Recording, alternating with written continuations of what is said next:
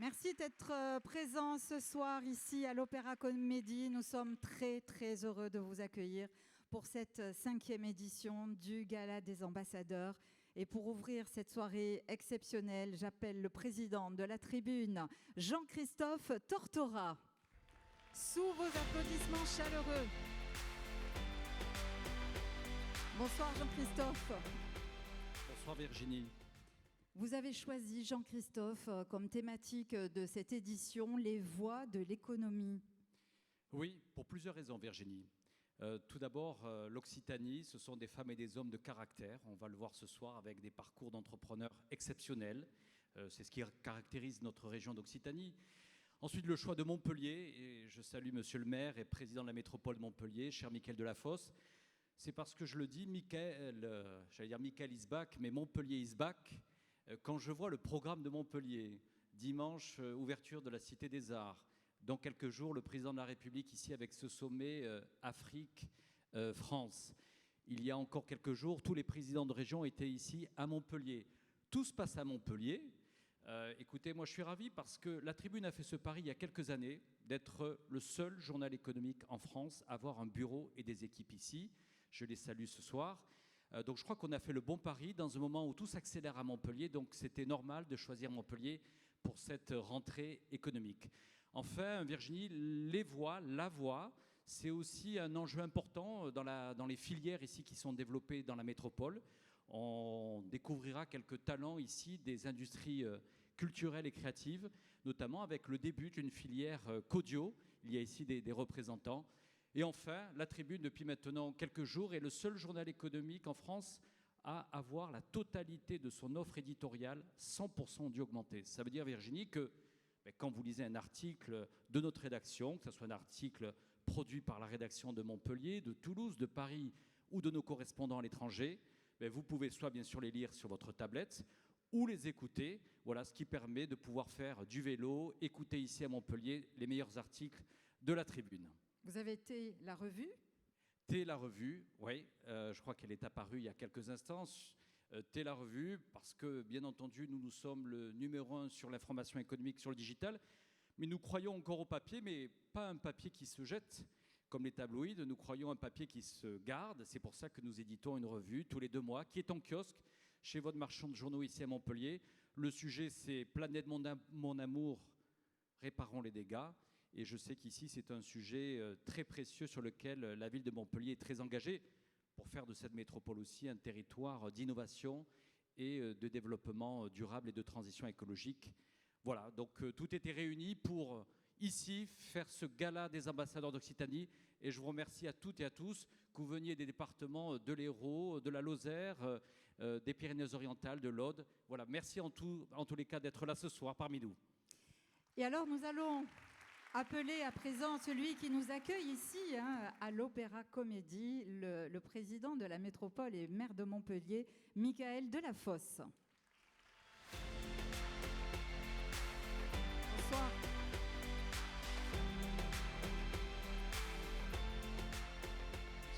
Bonsoir à tous, très heureux de vous accueillir, les Montpelliérains, mais si vous venez d'ailleurs, parce que vous êtes entrepreneur, vous êtes ici les bienvenus. Bon, j'ai fait un lapsus tout à l'heure, j'ai dit Michael is back, Montpellier is back, mais j'ai envie de vous poser cette première question. C'est vrai qu'on voit beaucoup d'événements se répéter, alors avec des enjeux bien sûr très différents. Pour vous, c'est important de reprendre un peu cette place, Montpellier, au cœur de l'échiquier national, au cœur de l'échiquier européen, et d'avoir justement des engagements forts à ce que Montpellier peut-être soit plus sous les coups de projecteur par rapport à vos projets. Écoutez, quand vous êtes le maire d'une ville, c'est un immense honneur, président de sa métropole. Il faut toujours être exigeant, voir loin, tirer vers le haut. Et c'est le mandat que j'ai reçu des Montpelliérains il y a 13 mois, donner un nouveau souffle à cette ville. Moi, j'ai eu l'immense bonheur de faire de la politique à côté de Georges Frêche, au sens l'engagement. On appelait ça Montpellier la surdouée à l'époque. Moi, je n'imiterai pas Georges Frêche. Mais je dis aux enfants de la surdouée, nous devons être à la hauteur pour notre ville.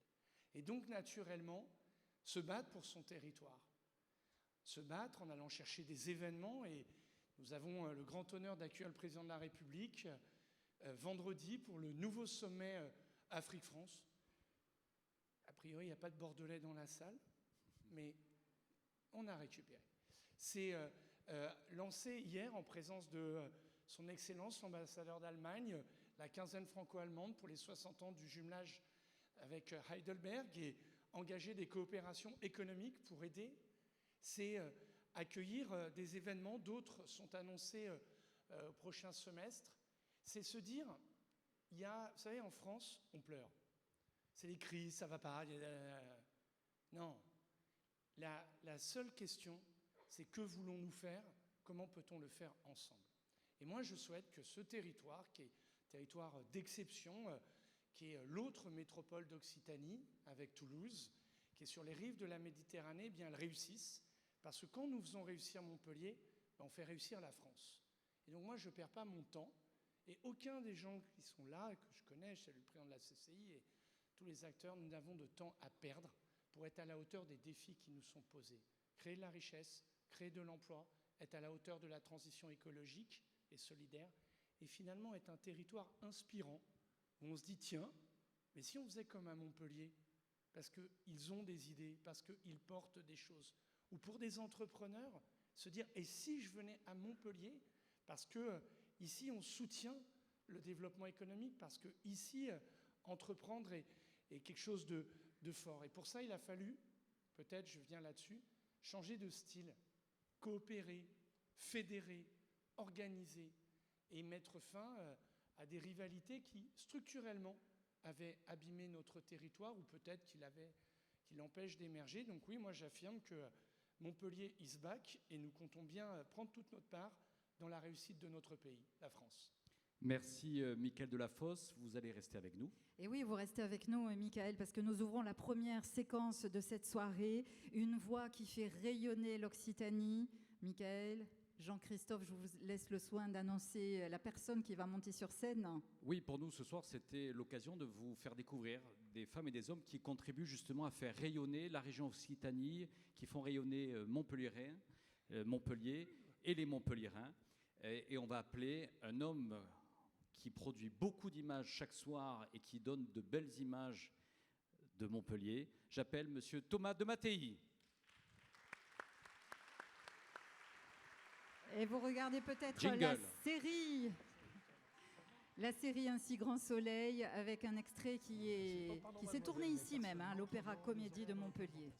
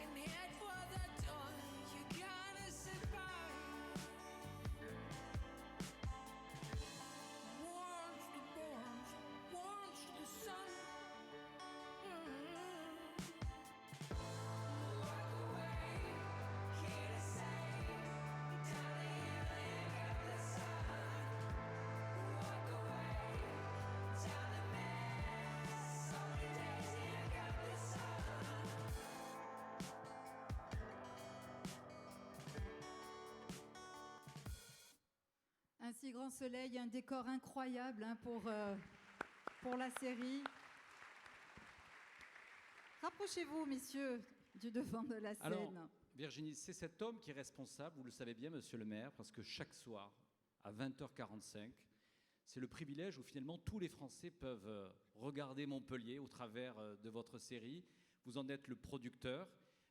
J'ai envie de vous poser la question, peut-être, puisqu'on est un journal économique, quelques chiffres justement sur cette série. On rentre dans la 4e saison. Alors, on rentre dans la 4e saison, tout à fait. D'abord, bonsoir à tous. Merci de m'accueillir ici.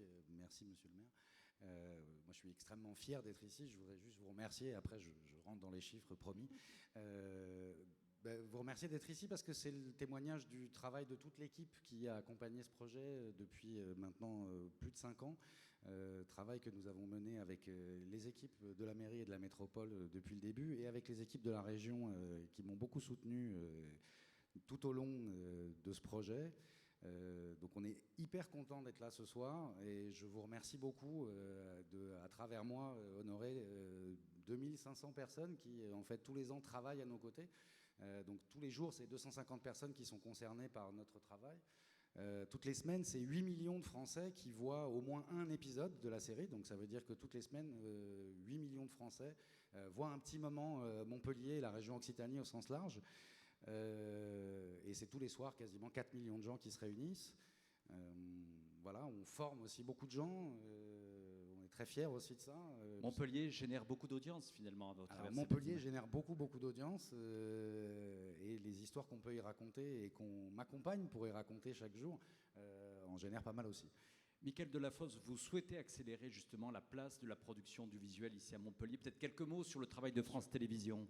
D'abord, c'est pour nous une chance extraordinaire et je veux t'en remercier chaleureusement. C'est vrai, le lien avec la région a été très précieux, Carole Delga.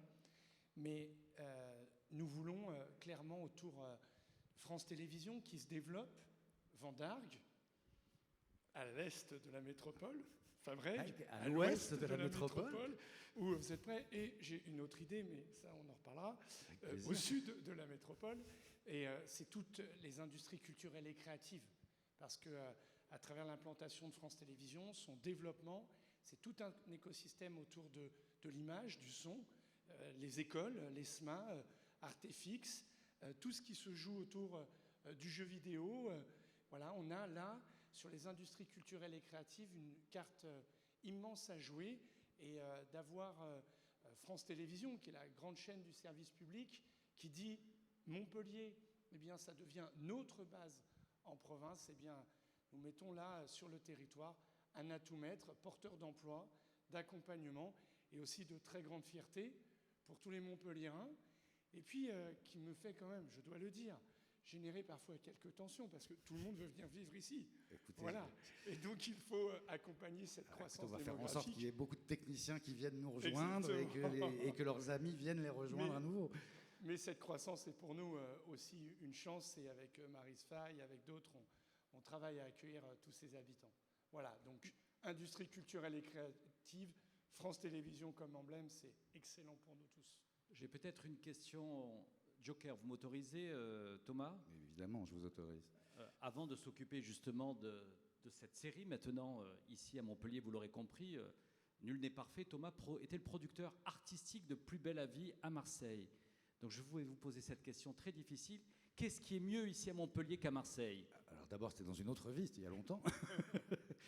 Après, vous allez me faire me fâcher avec les Marseillais qui, ce soir, vivent un moment un peu difficile, donc on va éviter de leur taper dessus.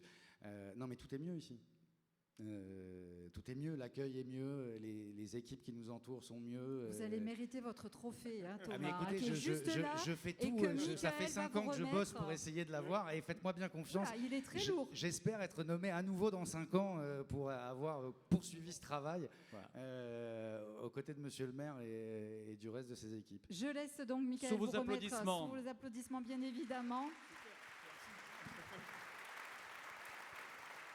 Restez sur scène pour la photo, petite photo. Prenez place tous les trois, s'il vous plaît. Thomas.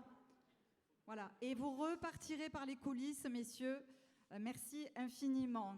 Nous venons à la remise des prix parce que la soirée va être avec des séquences et des remises de prix. Et le premier prix, c'est le prix RH Tech. J'appelle notre partenaire Marie-Christine Lichtlet, directrice de Montpellier Management.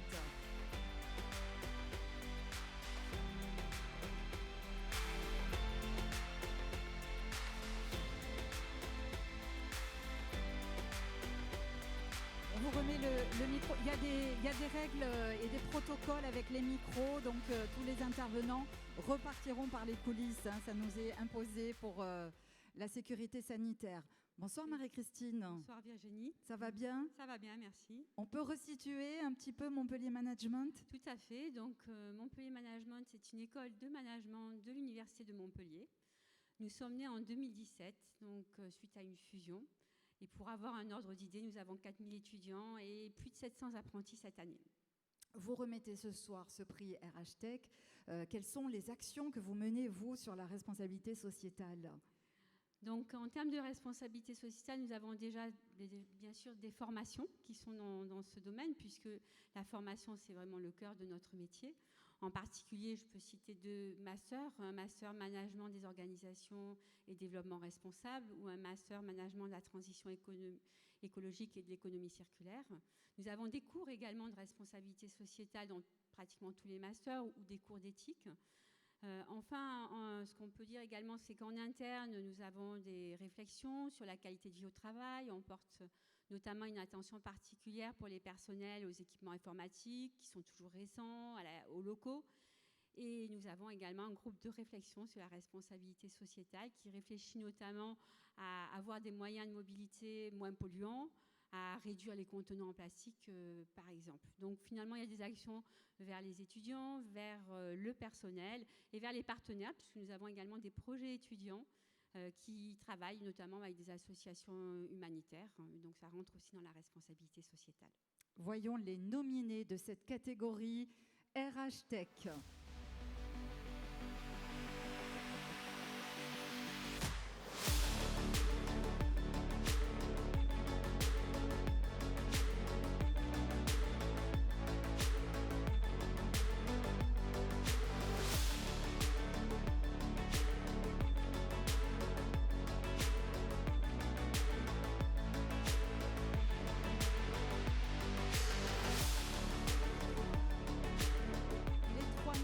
Marie-Christine, il faut ouvrir l'enveloppe.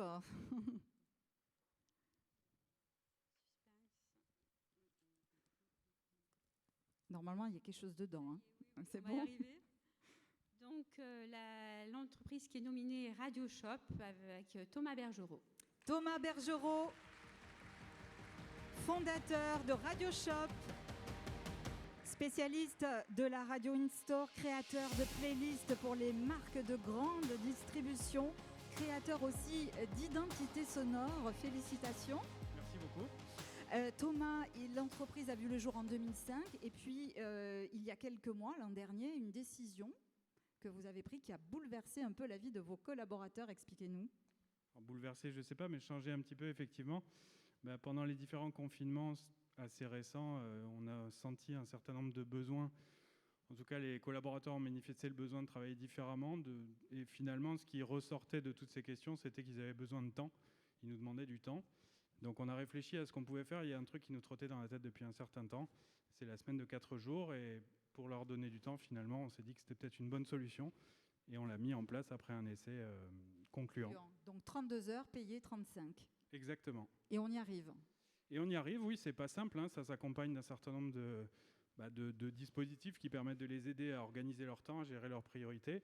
Mais en tout cas, faire en sorte que le plus important soit fait au début et le moins important, s'il doit y avoir des choses qui sautent, soit à la fin. Et ça fonctionne très bien. Vous avez un petit mémo, un mode d'emploi, on peut consulter ça quelque part, ça nous intéresse. Disons qu'on l'a fait au fil du temps et de manière un peu empirique comme souvent. Mais en tout cas, ce qui est le plus important, c'était économiser du temps, faire le moins de réunions possible, essayer de faire en sorte d'être le plus efficace, travailler moins. Par contre, quand on est là, optimiser au maximum son temps. Et finalement, on s'aperçoit que sans faire de grandes formules, on réalise que la semaine de 4 jours, en gagnant un week-end de 3 jours finalement, parce que nous c'est ce qu'on retient, un week-end de 3 jours plus qu'une semaine de 4 jours, c'est presque la plus grande rupture depuis la 5e semaine de congé payé, plus que les 35 heures, parce que sur 35 heures, on gagnait 4 heures, là on gagne vraiment une journée complète, et c'est vrai que ça change la vie. Bravo, bravo, félicitations. Merci. On vous remet, Marie-Christine vous remet le trophée. Je vous laisse vous positionner pour la photo, pour que notre photographe, regardez, avancez pour que notre photographe vous prenne en photo, et je vous laisse regagner ensuite les coulisses. Nous passons à la remise du prix mobilité à présent, et pour ce prix mobilité, j'appelle Jean-Luc Gibelin, qui est vice-président de la région Occitanie en charge des mobilités, mais aussi des infrastructures de transport. Alors, j'aimerais qu'on amène un micro, s'il vous plaît, à Monsieur Gibelin. On a une région qui est vaste, l'Occitanie, et donc on a des infrastructures vraiment très très différentes. Comment on met tout ça, comment on gère tout ça, et quelles sont les actions que vous menez entre tous ces différents moyens? D'abord, c'est vraiment la volonté que les mobilités puissent répondre à un besoin, à une liberté. Carole Delga est convaincue qu'il ne peut pas y avoir de personnes assignées à résidence, et donc il faut à tout prix créer les conditions que tout le monde ait le droit à la mobilité. Et donc du coup, il nous faut travailler sur toutes les mobilités possibles, l'articulation entre toutes les mobilités, évidemment le fer, mais aussi la route, et puis le travail avec les collectivités. J'ai évidemment beaucoup apprécié ce qu'a dit le président de la métropole tout à l'heure, avec la volonté de travailler ensemble, parce que c'est bien comme ça que les choses peuvent se faire. C'est vrai dans beaucoup d'aspects de l'économie, mais c'est vraiment utile sur les mobilités. Voilà, conjuguer la route, le rail. Oui, conjuguer l'ensemble des modes et puis anticiper, parce que si demain nous ne voulons pas subir de nouvelles difficultés, si nous voulons pouvoir maîtriser ce qui va se passer demain sur la manière de se déplacer, alors il nous faut vraiment anticiper, créer de nouveaux types de carburants, faire par exemple ce qui se fait pas très loin d'ici avec du bioéthanol issu du marc de raisin et qui permet en cycle court d'avoir des cars interurbains qui circulent de cette manière-là. Alors, voyons les nominés de cette catégorie mobilité.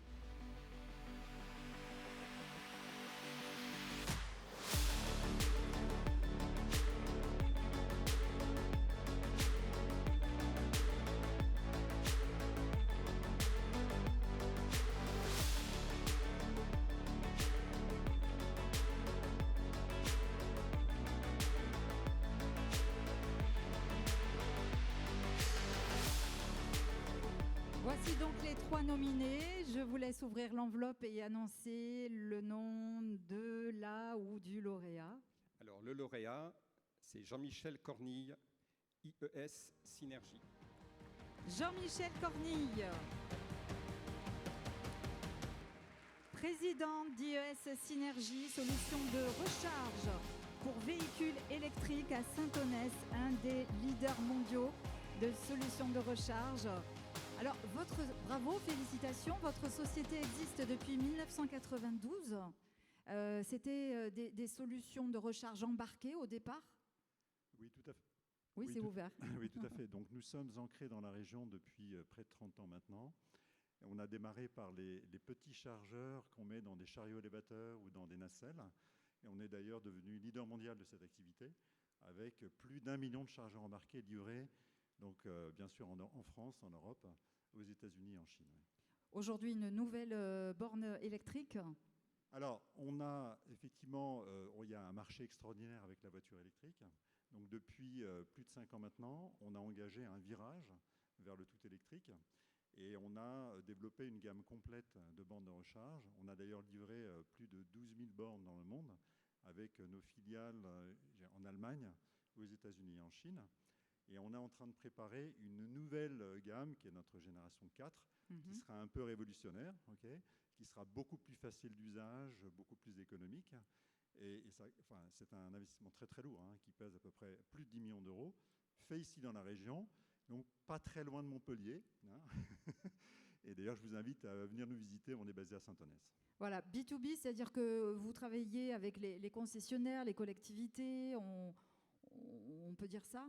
Oui, alors en fait, on travaille bien sûr avec les concessionnaires, qui sont les premiers marchés, les flottes d'entreprises. Donc on est dans les concessions dans la région de Montpellier, dans toute l'Occitanie. On est également, par exemple, avec Chronopost. Enfin, je ne vais pas faire trop de pub, mais on est avec donc des sociétés de logistique. Et bien évidemment, tous les partenaires publics qui sont en train de déployer des bornes de recharge rapide dans leur ville ou dans les collectivités sont pour nous des clients extrêmement importants. Félicitations, je vais laisser le soin à M. Gibelin de remettre ce trophée qui vous récompense de votre activité et puis de cette belle entreprise. Il est lourd, hein, attention. Je vous laisse vous installer pour la photo, beaucoup, messieurs. Merci. Merci infiniment. Le 3e prix que nous allons remettre à présent est le prix alimentation. Et j'appelle nos partenaires, Robert Villa, président de Perpignan Méditerranée Métropole et représentant de l'Agence de développement économique, et Cyril Brun, directeur général de la Banque populaire du Sud.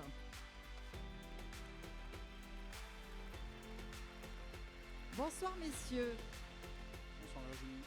Bonsoir messieurs. Allez, je me mets entre vous. Ça va bien ? Très bien, merci. Super. Je commence par Robert Villa, président de Perpignan Méditerranée Métropole, je le disais, avec des projets de fusion actuellement qui sont en cours. Des projets de fusion, non pas au sein de la communauté urbaine, mais des projets de fusion au sein de deux organismes de la communauté urbaine que sont l'Agence de développement économique et également l'Office de tourisme. Alors pourquoi cette fusion ? Parce que depuis le début du mandat, eh bien, avec l'ensemble des maires, nous cherchons d'avoir un outil qui soit beaucoup plus efficace, et lorsqu'on regroupe l'économie et le tourisme, eh bien entendu, on est plus efficace, plus efficient. Et cet outil, eh bien, il va nous permettre d'abord de répondre aux nombreuses sollicitations que nous avons des entreprises qui veulent venir s'installer sur ce territoire et à la problématique foncière que nous rencontrons, mais également faire découvrir eh bien, notre beau territoire avec le côté ville, la ville de Perpignan, la ville-centre, le côté mer avec nos stations balnéaires, nos stations touristiques, et puis le côté terre qui est l'arrière-pays de la communauté urbaine de PMM. Merci beaucoup Robert Villa. Cyril Brun, vous avez pris vos fonctions il n'y a pas longtemps, dites-moi, c'était vendredi ? C'était il y a 3 jours exactement, puisque j'ai effectivement remplacé Pierre Chauvoy, qui était le directeur général de la Banque populaire du Sud depuis 7 ans. Et donc j'en suis devenu le directeur général depuis vendredi. C'est ma première soirée. Vous vous rendez compte ? Première soirée, alors premières impressions ? Déjà, c'est plutôt sympa comme... voilà. Non, mais mes premières impressions, déjà, c'est que nous sommes en terre d'entrepreneurs. Voilà. Moi, j'étais préalablement à la Banque populaire Auvergne-Rhône-Alpes, voilà, qui est aussi une terre d'entrepreneurs, mais des entrepreneurs un peu différents, je trouve. Voilà. Le territoire industriel, Auvergne-Rhône-Alpes. Et là, je vois en fait un territoire beaucoup plus agile, avec une vraie diversité. Voilà, et la diversité, elle est ici dans cette salle. Et puis également un écosystème, ça a été déjà décrit, qui est très accueillant pour les entrepreneurs de tout type. Et ça tombe bien parce que c'est l'ADN des banques populaires et de la Banque populaire du Sud d'accompagner le start-upper, le TI régional, le leader mondial. Et objectivement, franchement, je sais que ce n'est pas pour moi que vous avez fait cette soirée, mais l'accueil est formidable. Hein. Enfin, voilà, écoutez, on est ravis. Je pourrais en témoigner. Super. Nous allons voir les nominés de cette catégorie, alimentation.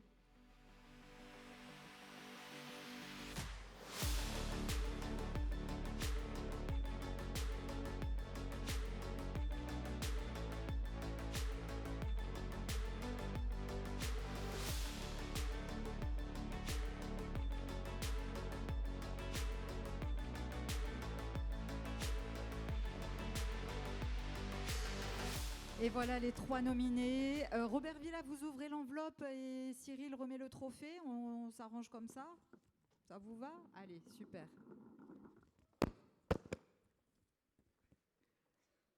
Ah, ça, c'était pas prévu. On va dire qu'on n'a rien vu. Hein. Il faut rien entendu. Je vous ai dit agilité, donc je démontre que ce n'est pas le cas pour moi. Voilà, le lauréat est Xavier Danjou de la Confiserie du Tech. Xavier Danjou, le PDG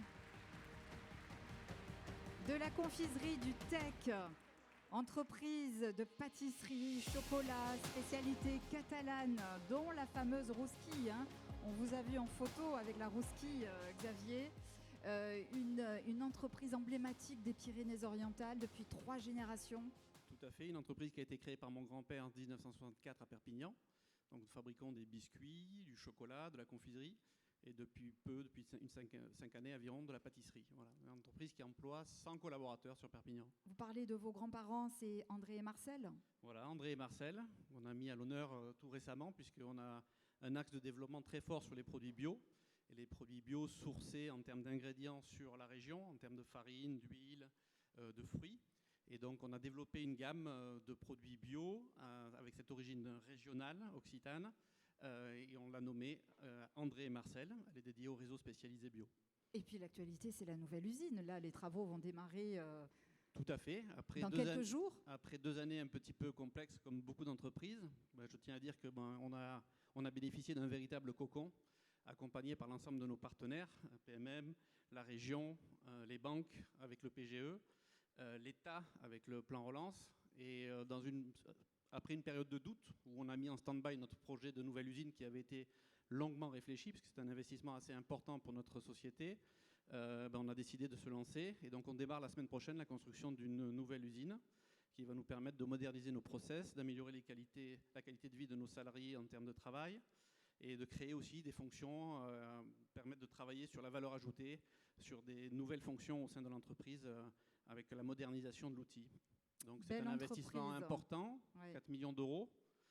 Et j'espère pouvoir afficher à l'issue de la fin des travaux 95% d'investissement sourcé localement avec des partenaires régionaux pour que cet investissement bénéficie à un maximum d'entrepreneurs sur notre région. Magnifique, on vous remet avec Cyril le trophée. Merci beaucoup. Merci. Il n'y a pas une petite rouski qui traîne dans votre poche? Je vous laisse prendre place. Merci pour la photo. Merci messieurs, et vous repartirez en coulisses. Après ces remises de prix, nouvelle séquence avec Jean-Christophe Tortora qui va revenir sur scène pour cette deuxième séquence. Il révolutionne la voix, Jean-Christophe. Quel programme! Oui, Virginie. Tout d'abord, j'ai assisté là dans les coulisses aux 3 entreprises qui ont été récompensées. Je le dis ici devant le président de la Chambre de commerce et d'industrie de Montpellier et de l'Hérault, André Daljari, que je salue. Je pense que la mission d'un journal économique comme La Tribune, c'est aussi de pouvoir récompenser nos entrepreneurs, comme on récompense ici nos champions sportifs en Occitanie. Je pense que c'est important. C'est souvent important pour des sportifs, le goût de la performance, la sensation justement d'être accompagné, d'être valorisé. Et je crois que nos entrepreneurs qui ont beaucoup souffert de cette crise de la Covid ont besoin justement d'être soutenus et accompagnés. Ça fait partie de notre mission comme journal économique et nous continuerons à le faire le plus longtemps possible dans cette région d'Occitanie, Monsieur le Président de la Chambre de commerce. Voilà ce petit mot que je souhaitais dire. Et dire aussi, et je salue la responsable et dirigeante directrice régionale de la Caisse d'épargne, Mme Bulkert, et Cyril Brun. J'ai envie de dire tout le groupe BPCE est réuni ce soir. On a eu les bleus il y a quelques instants, les rouges tout à l'heure. En tout cas, merci à nos partenaires banquiers de nous accompagner ce soir. Alors, Virginie. Il révolutionne la voix. C'était important au stade de cette soirée de vous dire, on a pris ce thème des voix de l'économie, mais il y a des femmes et des hommes qui ont été pionniers de la voix. Des femmes et des hommes qui ont eu le temps d'avance. Nous allons accueillir pour cela Anne-Marie de Couvreur et Mathieu Gallet.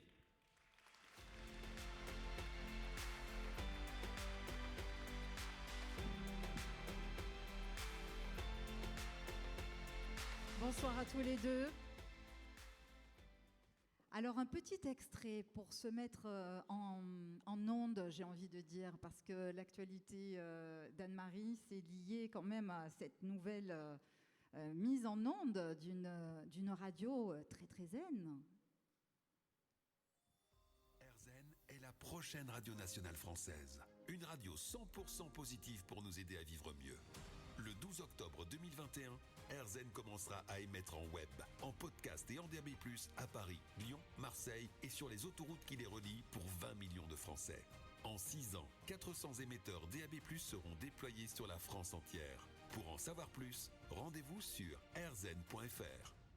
Sous vos applaudissements. Alors, Anne-Marie, d'abord, on va parler bien sûr de RZN, mais Anne-Marie, si elle est pionnière sur la voix, tu as choisi la voix il y a très longtemps, 2004. Parce que souvent, certains que j'ai rencontrés disent, mais est-ce qu'il y a un business autour de la voix, puisqu'il y a ici une filière qu'audio, il y a ici des représentants de cette filière. On verra qu'il y a de nombreux métiers qui sont justement sur l'ensemble de la chaîne valeur. Media Meeting fait partie justement, est adhérente à ce cluster de la voix. Et vous, Anne-Marie, vous faites ce pari dès 2004. Sur quelle intuition? Et on va le dire, c'est une entreprise à la fois qui est basée en Occitanie à Toulouse, présente à Paris, mais qui a fait un développement fantastique. Combien de collaborateurs et de salariés, Media Meeting? Depuis la naissance d'RZN, 250. 250 salariés, bravo Anne-Marie. Alors les métiers, quelle était votre intuition en 2004? Alors nous avions l'intuition, mes associés et moi-même, que l'avenir de la radio serait numérique, thématique et communautaire. Et en 2004, ce n'était pas forcément évident parce que le digital n'était pas rendu au point où il en est aujourd'hui. Donc en janvier 2004, nous avons déposé le concept de radio d'entreprise. Et puis nos premiers clients sont arrivés assez vite finalement. Je pense à Pierre Fabre, je pense à Alcatel, à Vinci, et à des gens qui nous ont confié des programmes de radio d'entreprise assez rapidement pour leur communication interne ou externe. Et aujourd'hui, nous produisons une assez grande quantité de web radio et de podcasts chaque jour pour un public qui est constitué, quand on compte les clients, les salariés, les adhérents, etc., d'à peu près 12 millions de Français qui écoutent nos programmes chaque jour.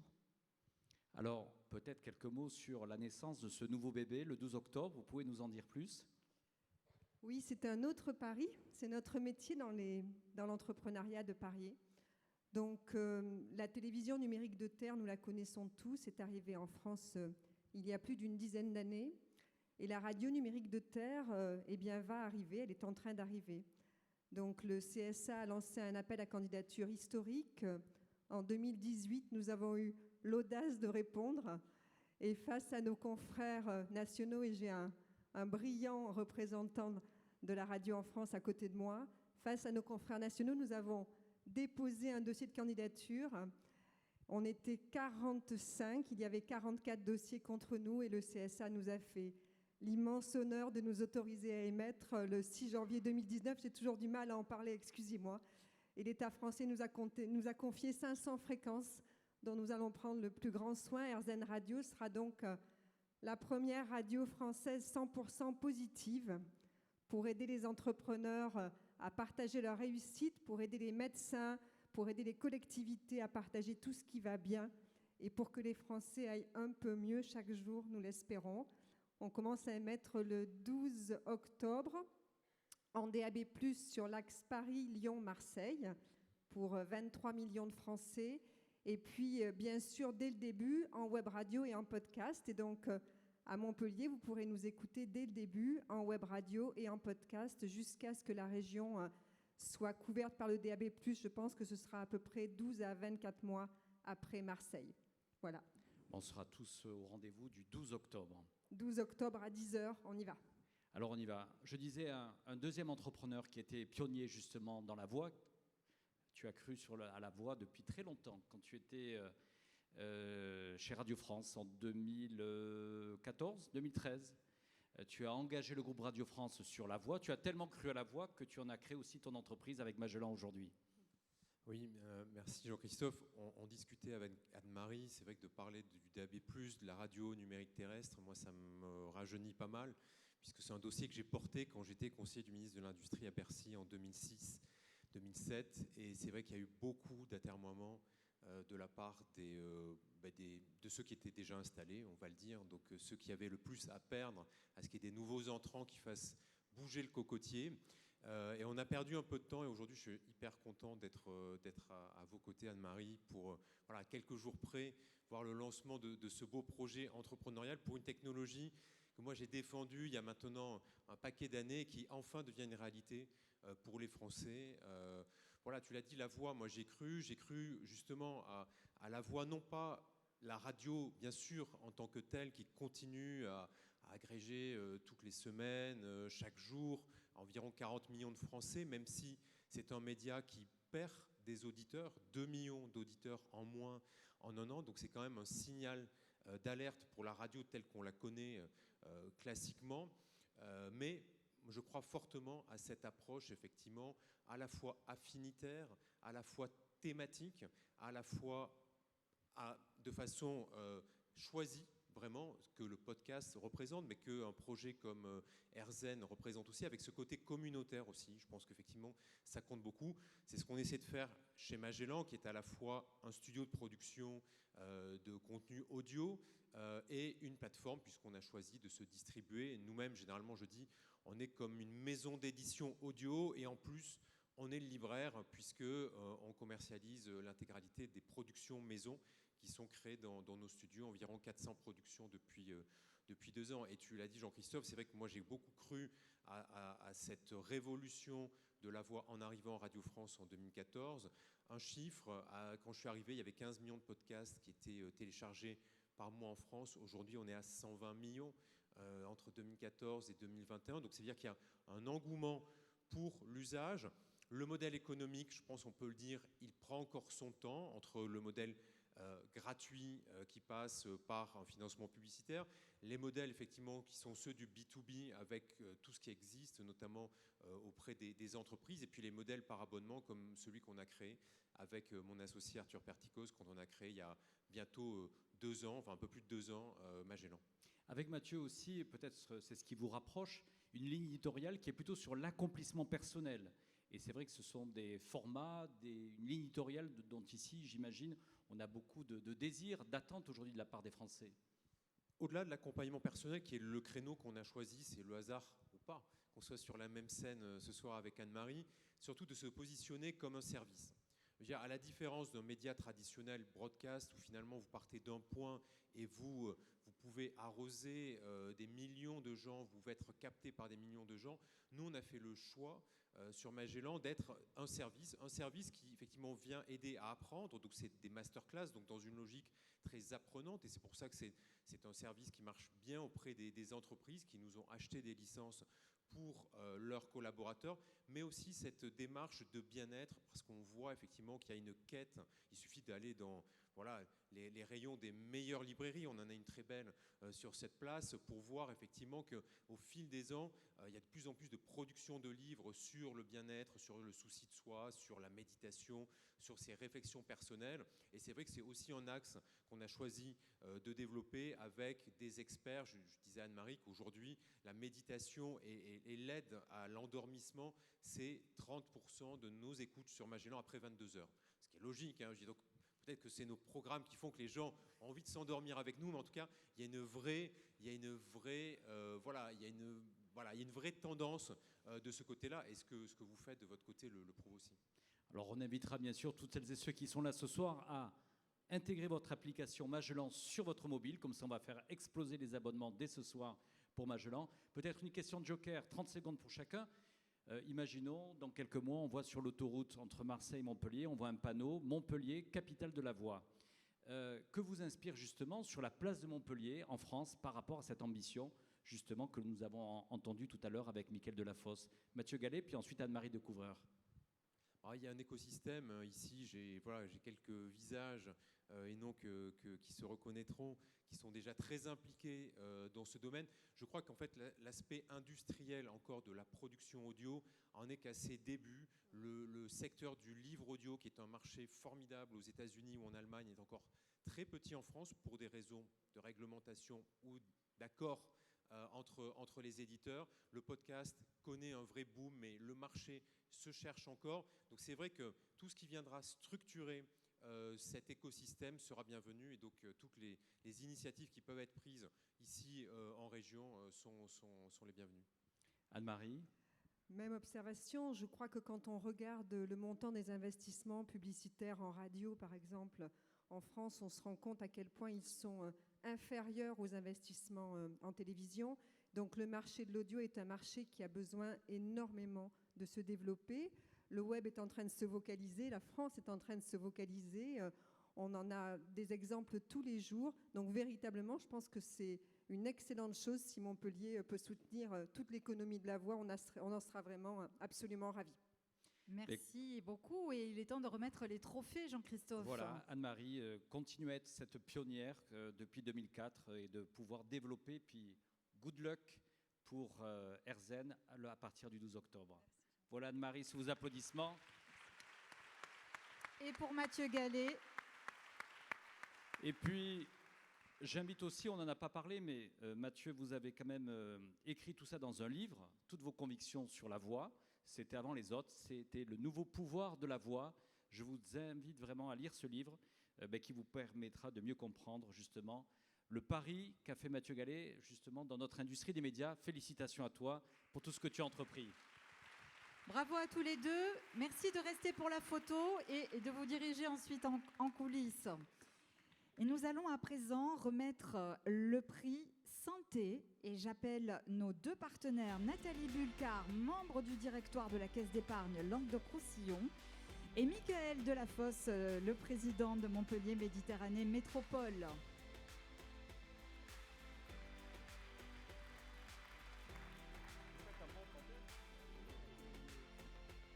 Rebonsoir Michael, bonsoir Nathalie. Nathalie, vous avez voulu remettre ce prix, il y avait une raison particulière à remettre ce prix santé? Bonsoir. Bonsoir, oui, effectivement, une raison particulière. La santé. Alors, dans le contexte que l'on traverse, plus que jamais, voilà, elle prend toute sa dimension. C'est au cœur de la préoccupation des Français. Et quand on est banquier d'un habitant sur 3 sur un territoire, forcément, ça parle. Ensuite, je dirais qu'on est le partenaire historique aussi des acteurs de la santé, les hôpitaux, les cliniques, les structures associatives. Je pense notamment au médico-social qui fait un travail absolument remarquable.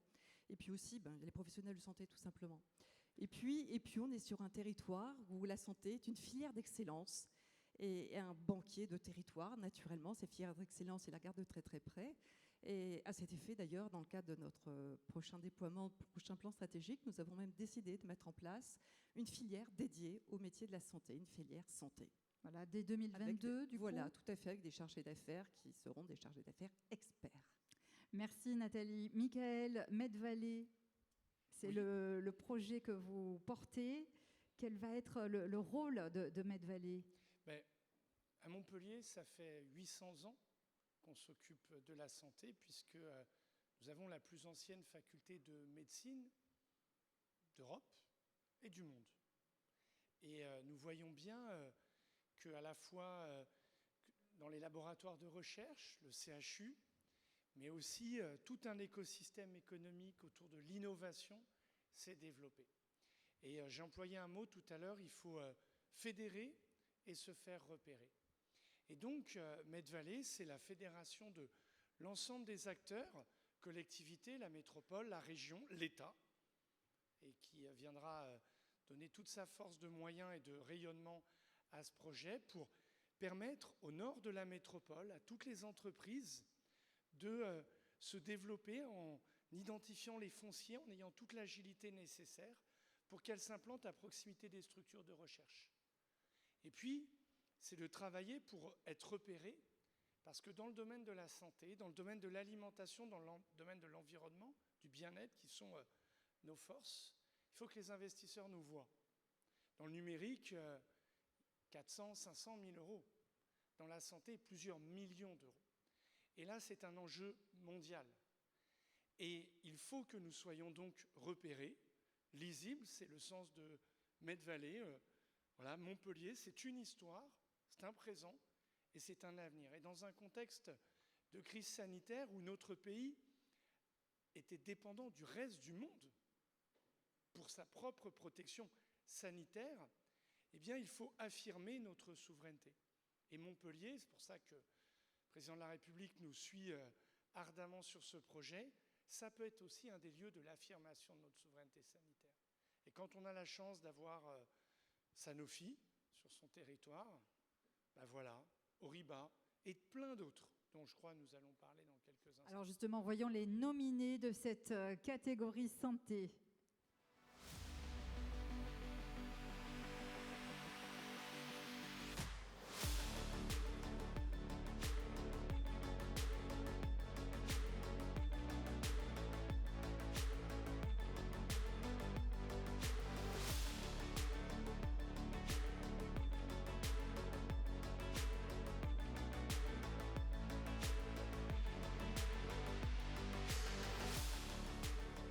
Voilà les trois nominés. Nathalie, je vais vous laisser le soin d'ouvrir l'enveloppe et d'annoncer le nom de la personne qui va nous rejoindre sur scène à présent.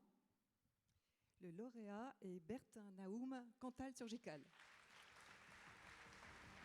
Bertin Naoum, Quantum Surgical, cofondateur de cette entreprise créée en 2017 à Montpellier, spécialisée dans la robotique médicale qui vise à faciliter le traitement du cancer en permettant à davantage de patients de bénéficier de traitements innovants, ciblés et moins invasifs. Bonsoir Bertin Naoum, félicitations. On va vous donner un micro. J'ai donné un petit peu l'objet de votre entreprise. Aujourd'hui, vous avez reçu, vous venez d'obtenir un marquage européen CE pour un robot chirurgical qui est baptisé Epion. Absolument. Écoutez, avant toute chose, bonsoir à tous. Je suis très heureux d'être ici et c'est un réel honneur de recevoir en tout cas ce prix. En quelques mots, en fait, on vient de passer une phase qui est extrêmement importante pour une société telle que la nôtre, c'est la phase de la certification réglementaire.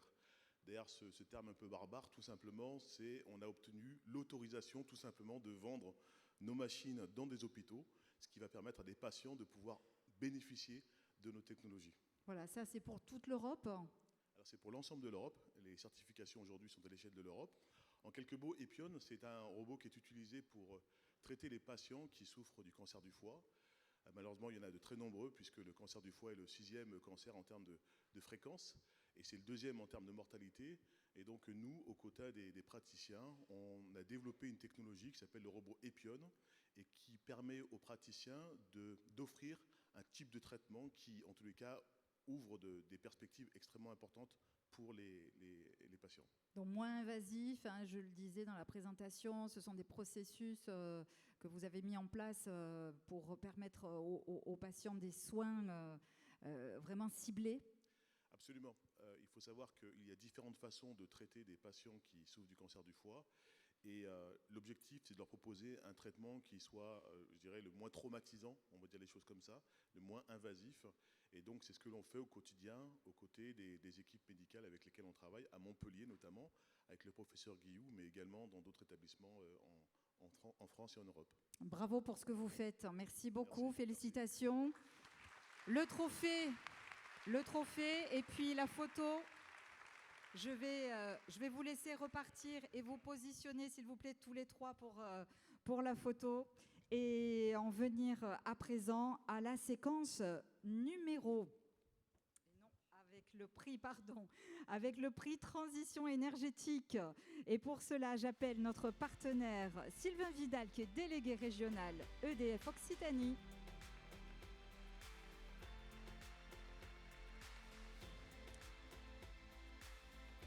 Alors, Sylvain Vidal, délégué régional EDF Occitanie, on est tous concernés par les enjeux climatiques, évidemment, et notre région n'est pas épargnée par ces enjeux. Comment EDF s'engage sur la transition énergétique ?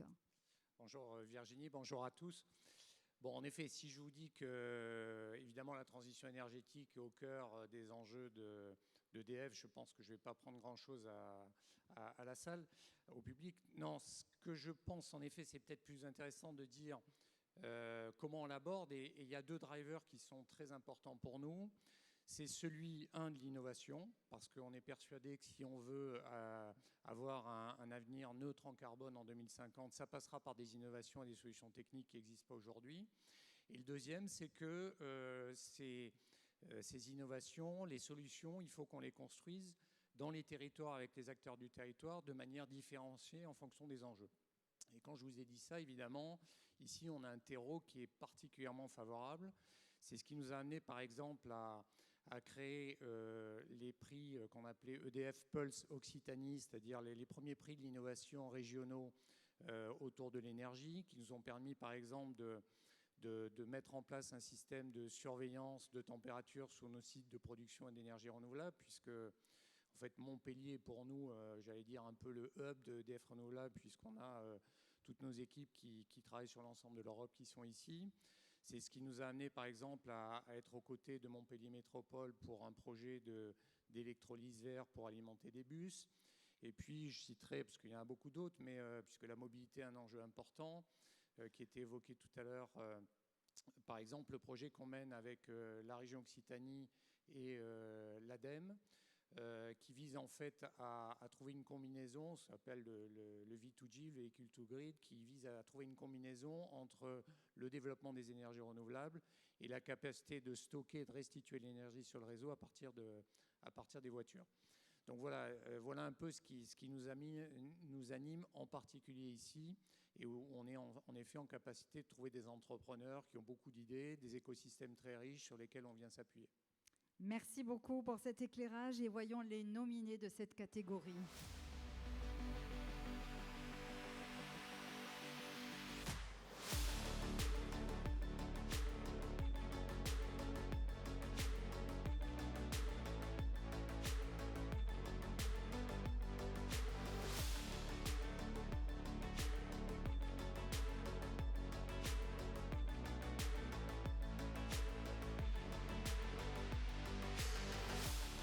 Voilà les 3 nominés. Sylvain, vous ouvrez l'enveloppe et nous allons connaître le nom. Et donc le nominé est Nicolas Gérez de Bulan. Nicolas Gérez, Bulan à Fabrègues. Et il n'y a personne pour Bulan. Mais comment est-ce possible ? Ah, il arrive, super. Pionnière, entreprise spécialiste de la combustion hydrogène. Bulan, donc, qui développe la technologie Diomix, un système innovant permettant de produire donc une flamme qui n'émet pas de CO2, c'est ça ? C'est ça, tout à fait. Bonsoir à tous. Et donc, comment c'est possible ça, de remplacer les énergies fossiles ? Alors déjà, bonsoir à tous, je suis vraiment ravi et honoré d'être là. Partager un petit bout de ce trophée avec les nominés également, les très beaux nominés. Ça, c'est sympa. Alors, comment on fait ? Eh bien, tout simplement, en fait, on a dans l'eau de l'hydrogène et de l'oxygène. On l'a tous appris il y a très longtemps.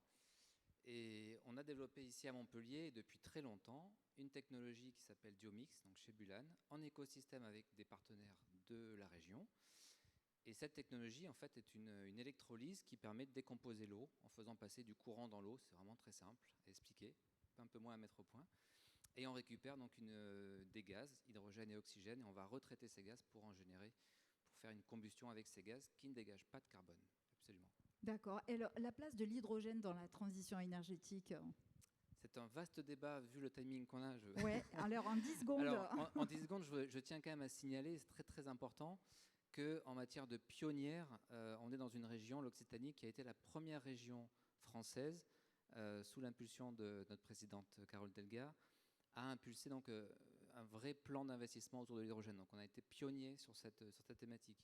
L'hydrogène, c'est encore une thématique qui est un peu nouvelle. Il y a 1 an, il y a un grand plan hydrogène qui a été lancé par l'État français, 7 milliards d'euros, 31 milliards au niveau de l'Europe, mais ça reste quand même quelque chose assez nouveau encore. Donc on va dire que ce n'est pas tous les jours facile de parler d'hydrogène. En tout cas, nous, on le fait depuis 10 ans maintenant à Montpellier. On est très fiers de ça. Bravo à vous, félicitations. La photo avec le trophée, merci beaucoup à tous les deux. Merci infiniment. Rapprochez-vous, s'il vous plaît, de notre photographe. Et je vais appeler Jean-Christophe Tortora, donc, qui va me rejoindre à nouveau pour une 3e séquence. Une séquence « Les voix des métiers artistiques ». Jean-Christophe. Absolument, Virginie. De belles entreprises encore récompensées. Ça me permet aussi de saluer, puisqu'on est en région Occitanie. Vous savez que la région Occitanie, c'est une région qui m'est chère, chère Virginie. Et je voudrais simplement remercier un maire qui est dans la salle, puisque traditionnellement, chaque année, la Tribune, avec toute sa rédaction nationale, donc tous nos bureaux partout en France, puisque nous avons 13 bureaux, 13 régions, 13 bureaux, et on a choisi de faire à chaque fois notre université de rentrée avec notre rédaction, et ceci dans une commune, un village.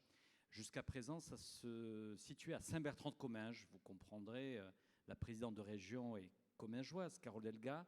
Et cette année, on a changé. On s'est dit, mais nous pourrions aller peut-être un petit peu sur le littoral du Languedoc. Et nous avons réalisé une très belle édition. Vous en avez peut-être parlé. Il y a un certain nombre d'entre vous qui sont venus. Je pense au président André Daljari, mais il y avait aussi Mickaël Delafosse, beaucoup d'entreprises. Les représentants de Total et son directeur régional étaient présents. On a organisé, Virginie, The Village. The Village, c'est quoi ? C'est un rendez-vous qui permet de réunir des femmes, des hommes, du monde économique, des organisations, des ONG, et on travaille sur le sujet des fractures territoriales. Voilà, c'est un engagement que l'on a au sein de la Tribune. On le dit souvent, notre rôle, c'est une mission d'information quotidienne, c'est ce que nous faisons avec notre rédaction. Mais pour nous, ce qui est important, c'est de rassembler pour impacter.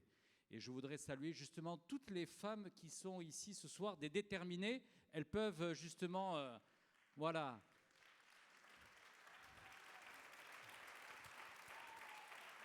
Je voudrais saluer justement les déterminés qui étaient avec nous, avec Moussa Camara. Et alors, voilà, je voulais en venir. Je voudrais vraiment dire un grand, grand merci à celui qui nous a accueillis cette année. C'est le dernier week-end d'août. The Village était où, Virginie? C'était à Frontignan. Et je souhaitais saluer Michel Arouy.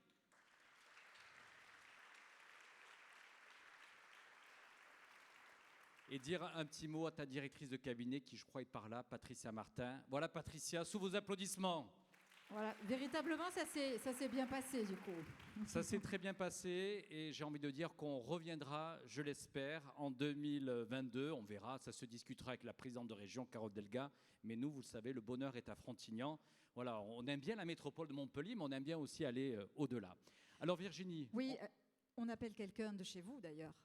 Oui, de la je l'ai dit, notre mission est une mission d'information. Oui. Et si moi j'ai le plaisir de venir à Montpellier de temps en temps, et ça me fait toujours plaisir, mais ici il y a toute une belle équipe, et on va appeler Cécile Chéniaud. Journaliste à la Tribune.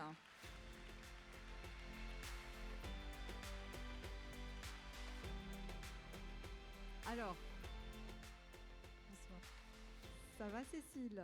Ça va, bonsoir à Super. tous. Alors on l'a dit, Montpellier aujourd'hui est une place forte des industries culturelles et créatives. Pour faire grandir un écosystème et pour lui donner un avenir, il faut assurer le renouvellement des compétences, d'où l'importance des écoles qui forment les talents de demain. À Montpellier, le campus créatif a été inauguré le 16 septembre dernier. Il regroupe 4 écoles, dont celle qui fait figure de locomotive, l'ESMA, donc l'École supérieure des métiers de l'audiovisuel. Et donc j'appelle Isabelle Tessèdre, sa directrice pédagogique, à nous rejoindre. Bonsoir. Oui, oui. Et à l'autre bout de la chaîne, bonsoir Isabelle, il y a donc les entreprises, parmi lesquelles Plugin Digital. J'appelle son fondateur à nous rejoindre également, Francis Ingrand. Monsieur Ingrand, vous avez donc fondé Plugin Digital, spécialisé dans l'édition et la distribution de jeux vidéo en 2012 à Montpellier, et vous l'avez installé à Paris, et vous l'avez installé en 2019 à Montpellier. En 2016, pardon. On va ouvrir le micro, s'il vous plaît, de notre invité. Alors Isabelle, bonsoir. Bonsoir. Voilà, ce soir on ne va pas récompenser. L'ESMA, c'est bien sûr une institution, un acteur très connu ici dans le territoire. Mais on avait envie de vous récompenser, comme l'a dit la rédaction représentée par Cécile Chéniaud. C'est important aussi de valoriser les acteurs qui contribuent à la transmission, à la formation. Peut-être quelques chiffres de l'ESMA ici devant nos invités.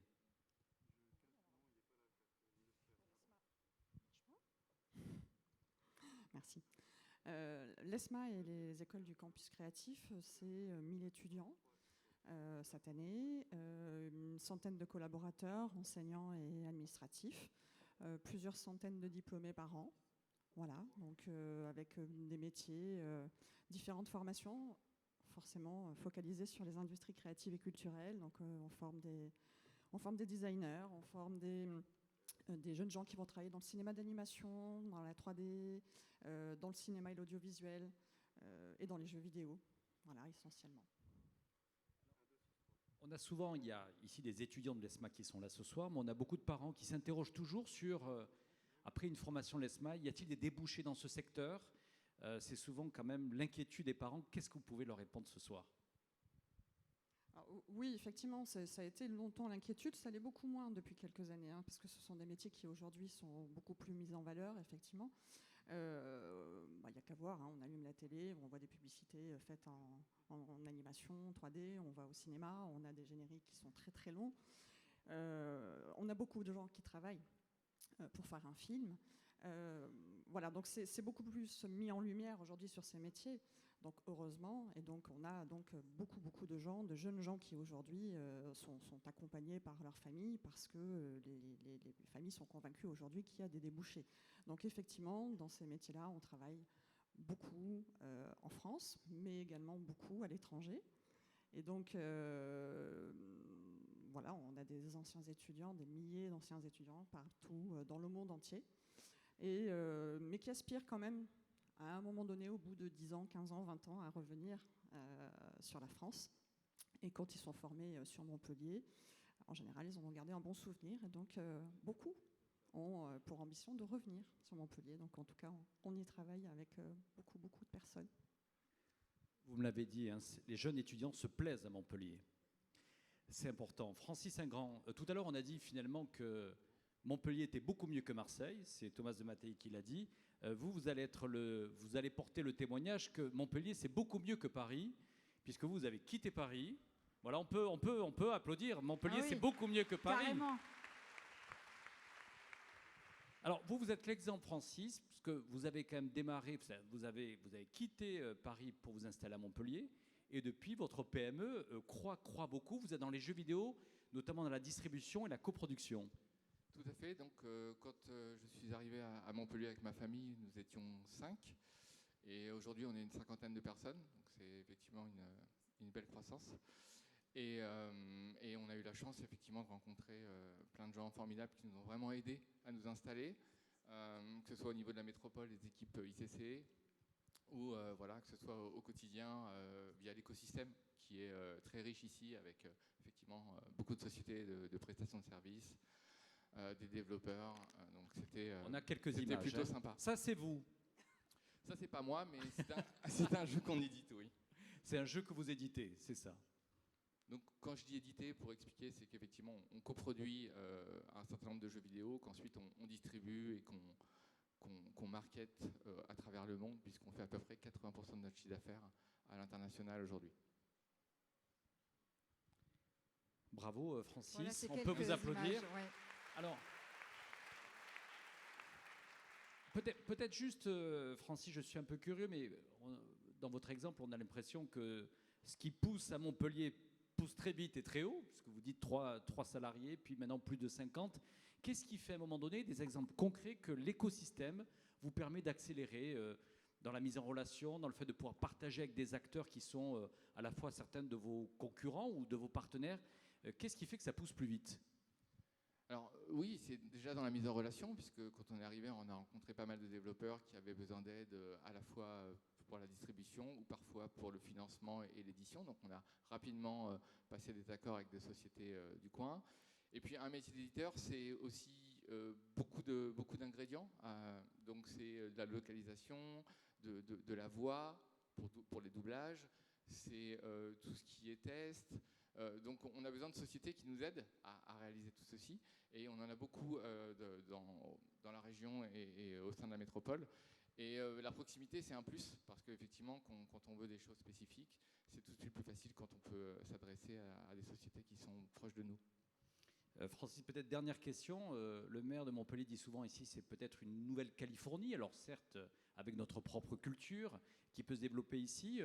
Finalement, lorsque les Américains vous regardent depuis la Californie et regardent Montpellier, est-ce qu'aujourd'hui il y a une guerre des talents dans le secteur du jeu vidéo? C'est un marché mondial, c'est un marché très compétitif.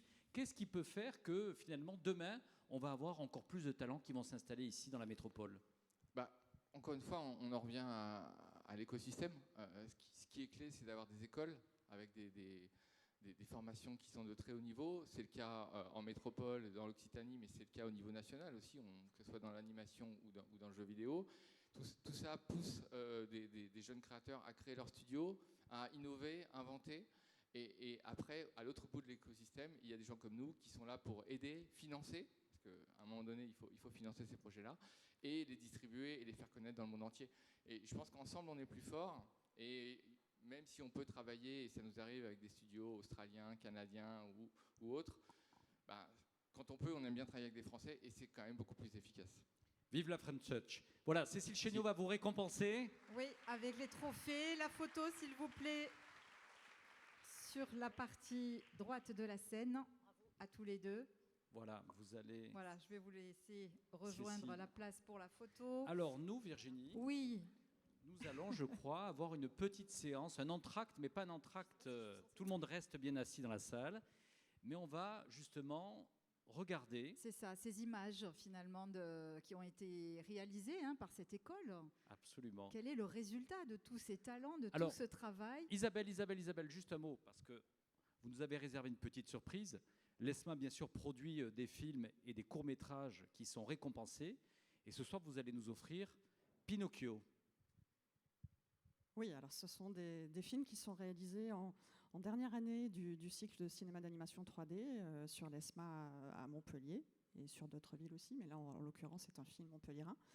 Voilà, donc il est tout fraîchement sorti, puisqu'il a été présenté devant le jury professionnel le 9 septembre, si je me rappelle bien.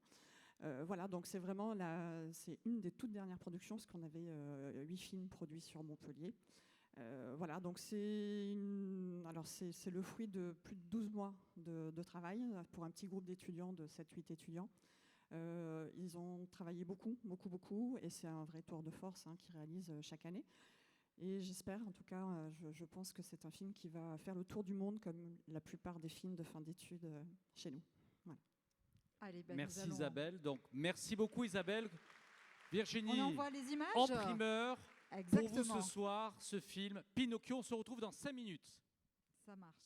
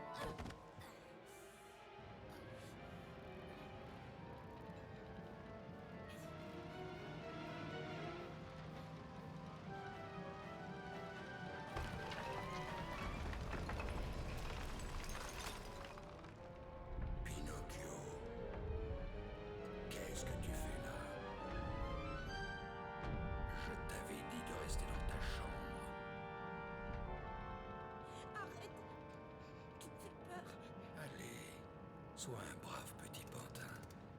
Reviens vers ton père. Non.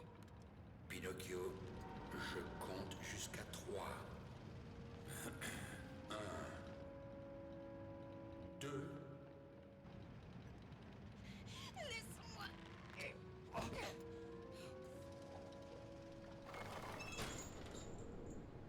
Non, non.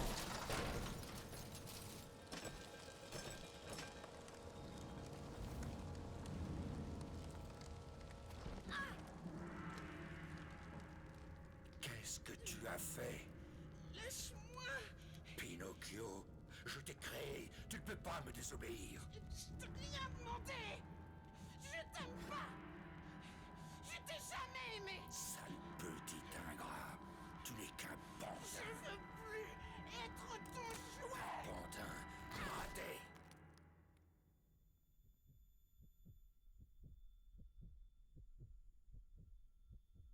Tu n'es pas bien.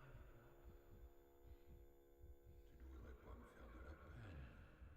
Qu'est-ce que tu as fait? Pinocchio, tu ne comprends pas. Je t'ai créé. Tu ne peux pas me désobéir.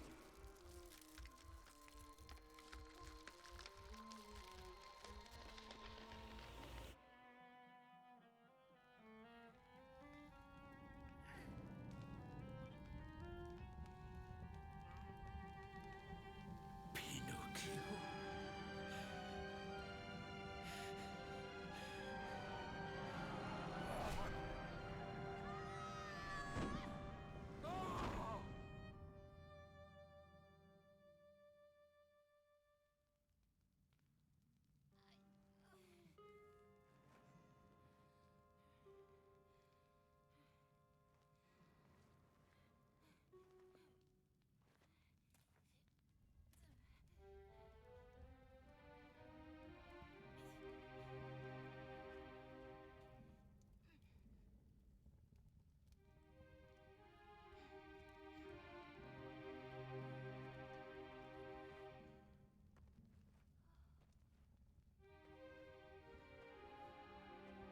Pinocchio.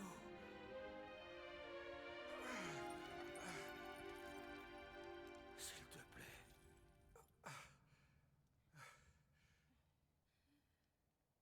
Reste avec moi.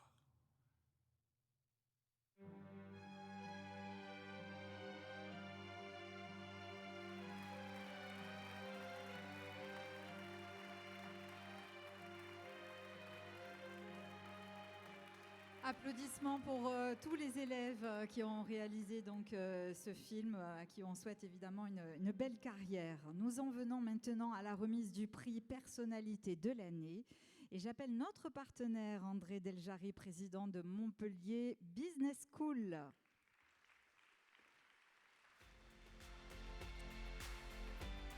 Bonsoir André, merci d'être avec nous. Alors remettre ce prix, c'est un petit peu logique pour une école de commerce.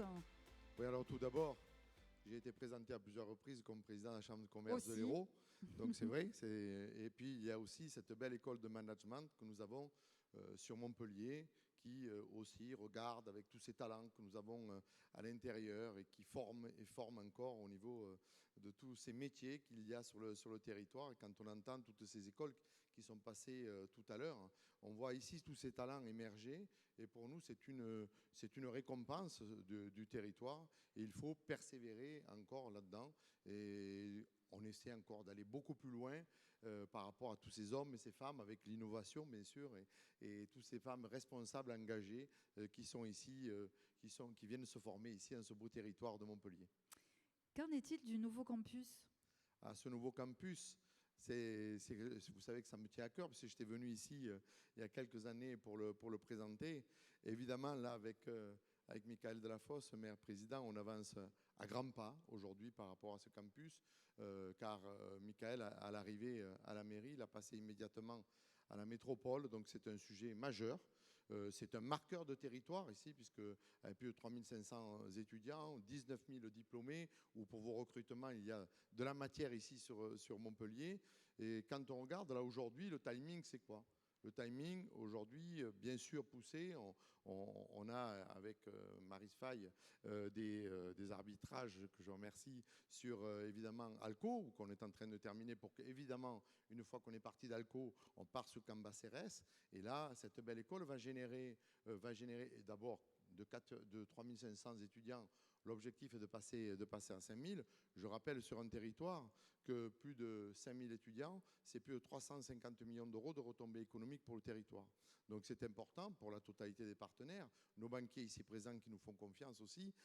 C'est cela aussi, avoir une belle école, et remercier aussi la présidente Carole Delga, puisque c'est plus de 25 millions d'euros qu'elle met par rapport à l'école au niveau de la région. C'est tout cela, essayer d'aller vite. Aujourd'hui, où on en est? L'architecte a été sélectionné, donc avec notre ami Pierre Tour, Sanchis, et bien sûr, et le nom m'échappe, mais il va me revenir. Voilà. Et de l'autre, François Fontès, merci Monsieur le maire, merci Monsieur le Président. François Fontès, donc, d'ailleurs, j'ai travaillé encore avec lui vendredi. François Fontès, donc là, le groupe d'architectes a été sélectionné. L'AMO avec l'ARAC et la CERM qui va travailler dessus. Aujourd'hui, il nous reste évidemment les arbitrages de l'intérieur qu'on est en train de terminer. Et ensuite, bien sûr, le dépôt de permis. Un objectif, ouverture octobre 2024.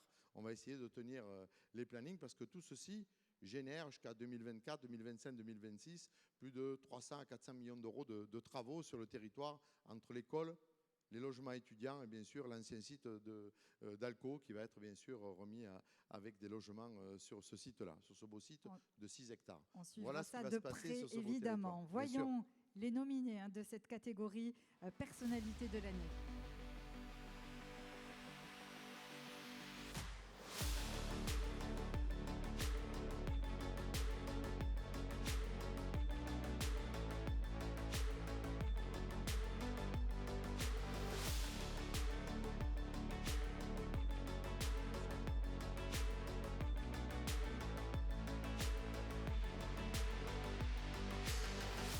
Voilà les 3 nominés. Je vous laisse le soin d'annoncer le nom de la personne qui va nous rejoindre. Marlène Taurine, Sophie Group.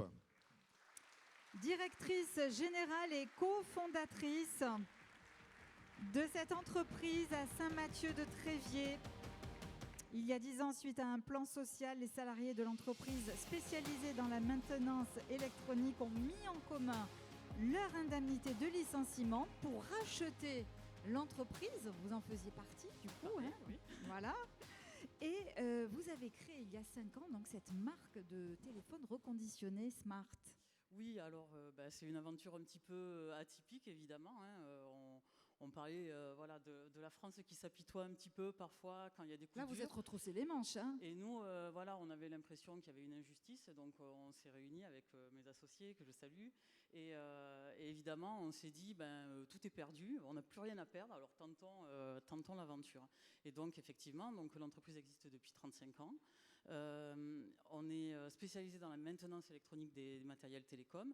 Il y a 10 ans, donc, on a décidé de reprendre notre usine et puis essayer de sauver notre entreprise et puis les emplois. Et il y a 5 ans, on a décidé donc, de créer la première marque française de smartphones reconditionnés.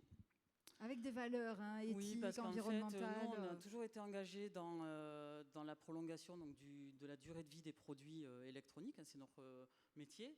Et en fait, on s'est dit effectivement qu'on pouvait proposer aux Français, donc, que ce soit les entreprises, les collectivités ou les particuliers, en fait, des téléphones de qualité réalisés par des professionnels avec des équipes formidables qui, au quotidien, s'investissent énormément. Du coup, cette marque Smart, elle nous a permis de créer 77 emplois en 5 ans. Elle nous a permis de créer une école de formation, puisqu'aujourd'hui, il n'existe pas en France. Vous avez créé un nouveau métier, c'est ça Alors, on n'a pas créé le métier, je veux mais en dire, tout cas, aujourd'hui, c'est un métier qui est tout nouveau. nouveau, quoi, reconditionneur de téléphone. On est sur un métier qui est nouveau et on s'est retrouvé confronté à la volonté de créer de l'emploi, mais il a fallu qu'on accompagne nos collaborateurs et on a créé donc une école de formation en interne qui s'adresse à des personnes qui sont éloignées de l'emploi, qu'on accompagne dans leur réinsertion. On a presque atteint la parité puisqu'on est à 48% de femmes pour 52% d'hommes dans un environnement qui est quand même plutôt masculin, la réparation électronique. Donc merci. On essaye de faire passer les messages qu'il n'y a pas de limite en fait. Si on a envie de réparer un smartphone, c'est pas forcément les hommes. Si on a envie de faire du code au niveau informatique, c'est pas forcément non plus les hommes. Enfin, c'est des choses qui se font très naturellement aujourd'hui. Mais c'est des messages il faut rester vigilant pour les faire passer. Et aujourd'hui, on propose surtout des produits de qualité, parce qu'il faut qu'on rassure les consommateurs, basés sur 35 ans d'expérience, sur une unité, une usine qui répond aux meilleurs standards d'excellence industrielle en France, dans nos métiers, bien sûr. Et voilà, donc moi je suis très fière de mes collaborateurs, surtout, sans qui rien ne serait possible.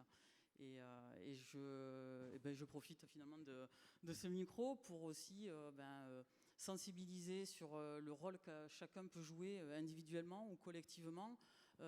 Chacun peut faire sa part aujourd'hui. La transition écologique, on en parle. L'économie circulaire qui vient s'opposer à l'économie linéaire qui consiste à extraire, produire et jeter.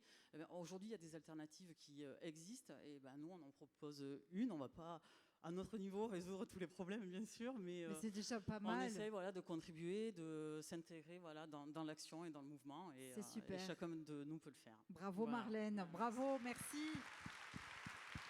Le trophée, la photo. Placez-vous pour notre photographe pour la photo. Je vous laisse repartir après en coulisses. Et nous en venons à présent maintenant au prix coup de cœur du jury. Et je rappelle Cécile Chénion, notre journaliste de La Tribune. Alors Cécile, pourquoi un prix coup de cœur ? Virginie, un prix coup de cœur parce que lors des délibérations du jury, alors d'ailleurs La Tribune remercie les membres du jury pour leur travail et leur implication. Lors de ces délibérations, donc, il y a une entreprise qui faisait l'unanimité, qui n'a pas pu être choisie comme lauréate en raison de son jeune âge. Elle ne pouvait pas déjà prétendre être ambassadeur d'Occitanie. Mais vous allez le voir, c'est une entreprise innovante qui répond à des enjeux colossaux, nourrir les habitants de la planète et tout en prenant soin de la planète. Donc voilà, j'invite à nous rejoindre Pascal Thomas, le fondateur de Futura Gaia. Pascal Thomas, donc entreprise gardoise, qui a mis au point donc un dispositif de ferme agricole verticale. Expliquez-nous ce concept d'agriculture verticale, nouveau mode de production. Alors c'est un nouveau mode de production, on essaie de faire en sorte d'additionner ça avec les modes de production existants. Moi je suis fils d'agriculteur, petit-fils d'agriculteur sur des générations, et on aura besoin de l'agriculture pendant de longues années. Simplement, les défis climatiques que l'on a, on les a cités plusieurs fois, on l'a encore vécu hier soir à Nîmes, là je peux vous assurer que c'était assez violent encore, font qu'on va devoir trouver des solutions innovantes. Et on s'est dit, est-ce que la technologie avec de l'agronomie, on ne peut pas faire quelque chose qui va proposer des choses intéressantes ? Et donc ce qu'on a choisi, c'est de recycler des bâtiments. Donc on s'installe dans un bâtiment et on va mettre des systèmes de culture. Donc on va mettre des plantes en culture. Alors on a un choix assez particulier, c'est qu'on a des grosses machines rondes, ça peut ressembler à des tambours de machines à laver le linge. On va mettre des plantes là-dedans, et puis au bout de 3 semaines ou 4 semaines, on va avoir une salade sans utiliser de pesticides et en mettant à peu près 10 fois moins d'eau. Parce que vous êtes sur sol vivant en plus. Alors l'autre élément, la particularité, c'est qu'on est convaincu que le sol a quelque chose qui a beaucoup de valeur. On a un très beau projet avec l'Université de Montpellier là-dessus, qui consiste à recréer les qualités qu'on pourrait avoir dans le sol, les recréer dans nos systèmes. Et on va retrouver ça sur la qualité des produits.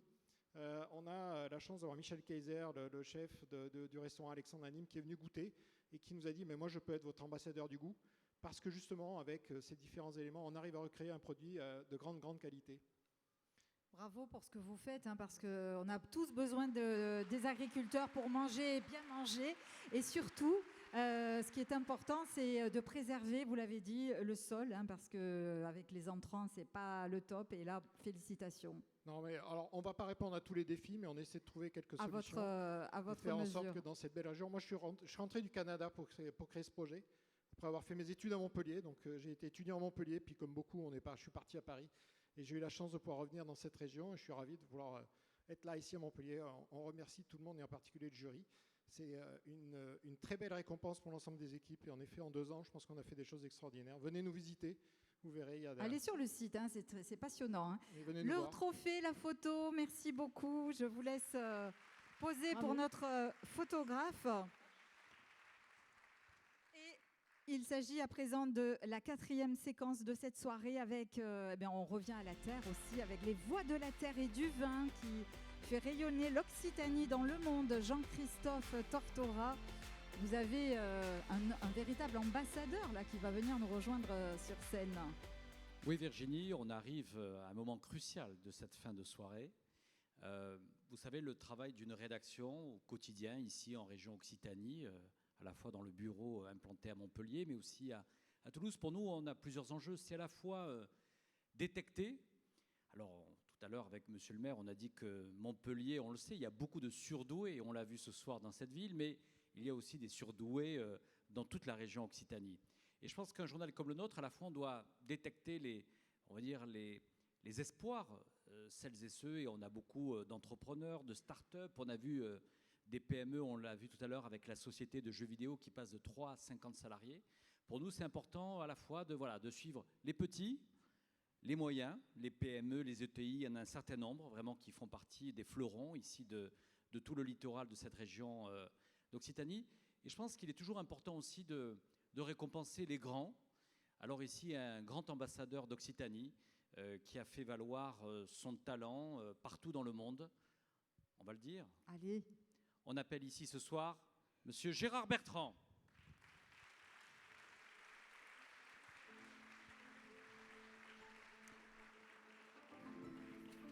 Et on appelle aussi Jean-Luc Gibelin qui va revenir sur scène pour ce trophée remis à Gérard Bertrand. Et quelques images déjà pour nous mettre un petit peu dans cette ambiance.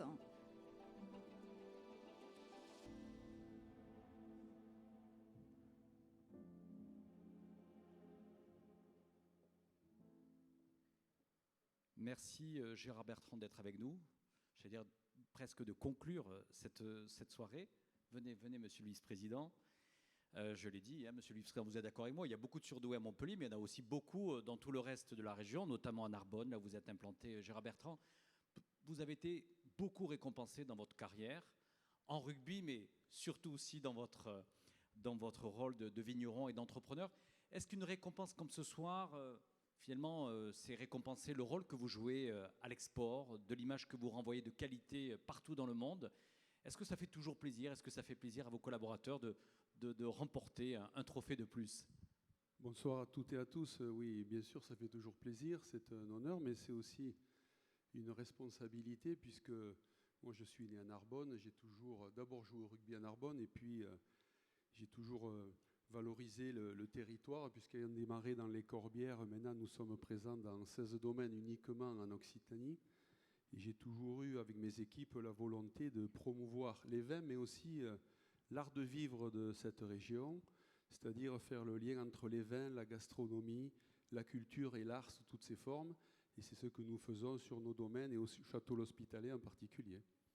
Gérard Bertrand, comment vous conciliez votre vie quotidienne à la fois de vigneron, près de la terre, à Narbonne, dans vos différentes productions viticoles, il y en a un grand nombre aujourd'hui, et puis à la fois la vie du businessman, de l'homme d'affaires, de l'homme entrepreneur qui doit partout aller faire le tour du monde pour vendre aujourd'hui vos productions qui sont aujourd'hui d'une renommée internationale et mondiale? Oui, mais l'un ne va pas sans l'autre. En fait, en Bourgogne, vous savez, on dit qu'un négociant, c'est celui qui n'avait pas assez de vin en tant que vigneron et qui s'est agrandi. Donc moi, j'ai démarré comme petit vigneron, puisque j'avais 3 salariés au début. Aujourd'hui, on a un groupe international de 350 personnes qui est présent dans 175 pays. J'ai toujours eu la volonté d'entreprendre et de créer, parce que ce que j'aime le plus, c'est de créer. Alors parfois, les gens ils disent « Oui, Gérard Bertrand, il a trop de vignes, il n'y va plus ». Alors je leur dis toujours « Oui, c'est vrai, j'y vais pas une fois, mais 3 fois dans chacune des parcelles avec mes équipes, puisque pendant 1 mois et demi, on fait 20 km par jour à goûter les raisins. Et ça, c'est passionnant. Mais le plus important dans la vie d'entrepreneur, c'est l'aventure humaine.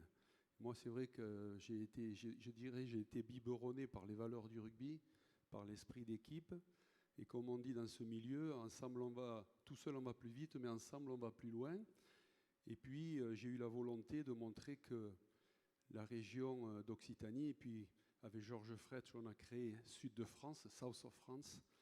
Et on est arrivé comme ça aux États-Unis, on ne vendait pas une bouteille il y a 12 ans, et puis maintenant on est devenu la première marque française aux États-Unis, la 3e au Canada et la 5e en Chine. Donc,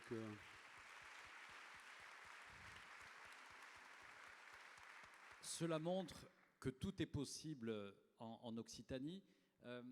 Ce soir, on a vu par les entrepreneurs qui ont été récompensés que on est plus que dans une relance de l'économie. On est réellement rentré dans une phase de transformation de l'économie.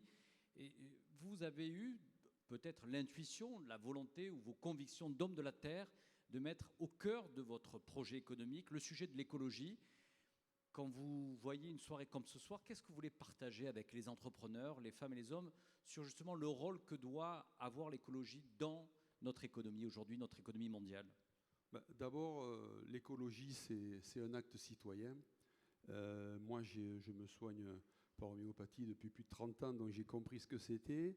Et en même temps, j'ai découvert la biodynamie en lisant le livre de Steiner il y a 20 ans. Et on a expérimenté et on est passé de 2 hectares à plus de 850 hectares aujourd'hui en biodynamie. On est leader mondial du bio et de la biodynamie en viticulture. Et c'est passionnant parce qu'il n'y a pas les uns contre les autres. L'agriculture conventionnelle, elle a sa légitimité, mais on a ouvert une voie parce qu'en fait, se rapprocher de la nature, l'écouter, en fait, c'est ce qui est le plus important aujourd'hui, parce qu'on le voit avec les problèmes climatiques qu'on rencontre. Moi, en tant que vigneron, je me dis que je dois aussi laisser une meilleure planète pour les futures générations. Et la viticulture, elle doit être un exemple pour l'agriculture. Parce que, comme je dis souvent, on n'est pas obligé de boire du vin pour vivre, on est obligé de manger. C'est la liberté de la viticulture de prôner l'excellence. Et si j'ai un message à délivrer je dirais aux entrepreneurs d'aujourd'hui pour répondre à votre question, je pense d'abord qu'il faut être vigilant par rapport au monde qui change très vite. La digitalisation est là, donc on ne peut pas aujourd'hui en faire abstraction dans n'importe quel métier que ce soit. Mais le plus important, c'est de garder la vision. Moi, pendant 25 ans, et mes partenaires banquiers, certains sont là, ils m'ont accompagné. Et la vision, ensuite, avoir une stratégie claire, un plan d'action, des moyens et des objectifs. Quand vous avez ça, et que vous partagez ça avec vos équipes, et qu'en même temps, vous leur prônez l'excellence opérationnelle, en général, le succès arrive toujours. Gérard Bertrand, peut-être un dernier mot. Ici, il y a beaucoup de jeunes dans la salle ce soir. Il y a des jeunes étudiants de l'ESMA. On a vu vraiment la qualité tout à l'heure de ce court-métrage avec Pinocchio. On a des jeunes, des déterminés de Montpellier qui sont ici, des jeunes de la French Tech, et je les remercie ce soir. Vous, à l'âge de 22 ans, un jour, votre papa n'est pas rentré parce qu'il a eu un accident de voiture et vous a été amené à prendre des responsabilités, à vous asseoir à sa place dans son bureau pour prendre en main l'affaire familiale. Donc j'imagine que vous avez dû faire face à cette épreuve, mais à la fois de vous donner beaucoup de confiance pour conduire à la fois et piloter cette entreprise. Qu'est-ce que vous avez envie de dire à ces jeunes qui s'interrogent peut-être ce soir sur l'envie, le désir de créer leur entreprise, s'ils oseront ou pas? Quel est le message que vous avez envie de donner ce soir à la jeunesse d'Occitanie et à la jeunesse de Montpellier ce soir? Écoutez, chacun a un parcours différent. Tout le monde n'est pas fait pour être entrepreneur, mais ceux qui ont la volonté d'être entrepreneur, moi je dis toujours que le succès, il est toujours proportionnel au risque qu'on prend. Moi j'ai toujours pris beaucoup de risques dans ma vie. Comme je disais, j'ai toujours eu, surtout dans les 20 premières années, un endettement important. Mais le plus important, c'est de rien lâcher. Et ensuite, le plus important, c'est de savoir où on veut aller. Et on finit toujours par y arriver. Parce qu'à un moment donné, on rencontre toujours les bonnes personnes, à un moment privilégié. C'est de jamais se résigner. C'est ça, en fait, la force d'un entrepreneur. C'est de toujours se dire, OK, on a des épreuves, on va aller plus loin. Et comme je dis souvent, quand une porte se ferme, c'est parfois une bénédiction déguisée parce qu'il y en a une autre plus grande qui va s'ouvrir. Donc on peut appeler ça la foi ou on peut appeler ça le mental. Mais c'est ça le plus important, c'est de toujours garder ce positivisme chevillé au corps. Merci beaucoup, merci. On va garder Gérard Bertrand, vous allez rester avec nous sur scène. Nous allons maintenant appeler Jean-Christophe, et c'est vrai que Nous Peut-être avons... un petit mot de Jean-Luc Gibelin, alors, justement. très rapidement. Au nom de la région, au nom de Carole Delga, qui aurait souhaité être là, mais vous Oui. représentez très bien la région ce soir. Écoutez, c'est évident que Carole Delga aurait vraiment souhaité être là. Vous savez qu'elle est celle qui porte avec beaucoup de détermination cette Occitanie partout en France et dans le monde. Et un très grand merci pour ce que vous avez réalisé, pour ce que vous venez de dire comme philosophie pour réussir et puis continuer encore pendant longtemps. Allez-y. Merci beaucoup. Jean-Christophe, nous avons d'autres personnes à appeler sur scène, et notamment votre staff. Oui, alors restez avec nous, Mais puisqu'on oui, on va terminer avec une grande photo de famille ici en direct de l'Opéra de Montpellier. Mais je voudrais quand même partager quelques nouveautés. Et donc je vais appeler Stéphanie Marine et Sophie Bora.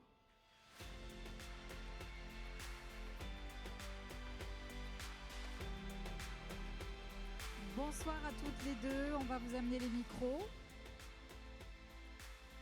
Alors Virginie, je vous présente ici une voix connue à Montpellier, c'est Stéphanie Marine. Stéphanie, ne te cache pas. Stéphanie, peut-être quelques mots que tu voulais partager ce soir. Bonsoir à tous. Écoutez, moi j'aurais souhaité remercier déjà l'ensemble de nos partenaires, non seulement ceux de la soirée, mais ceux qui nous accompagnent tout au long de l'année, parce que c'est vrai que la Tribune Montpellier, c'est aussi beaucoup d'événements, c'est une newsletter quotidienne, donc c'est maintenant une revue nationale, la revue T, et donc je souhaitais vous remercier parce que grâce à vous, ça nous permet de créer tous ces événements sur toutes les filières qui sont assez importantes pour Montpellier, le Languedoc-Roussillon notamment, que sont la santé, on en a parlé tout à l'heure, l'innovation. On a une très grosse manifestation aussi, les Women for Future, que beaucoup d'entre vous connaissent certainement. On essaye maintenant de conclure l'année avec le Forum Zéro Carbone, où je vous invite d'ailleurs à venir participer, puisque maintenant on a la chance d'être en présentiel. Donc il se tiendra le 25 novembre, et où nous parlerons de tout ce qui est ville de demain, mobilité douce, énergie durable, etc. Voilà. Des thèmes qui nous préoccupent tous. Tout à fait. Merci Stéphanie. Merci à vous.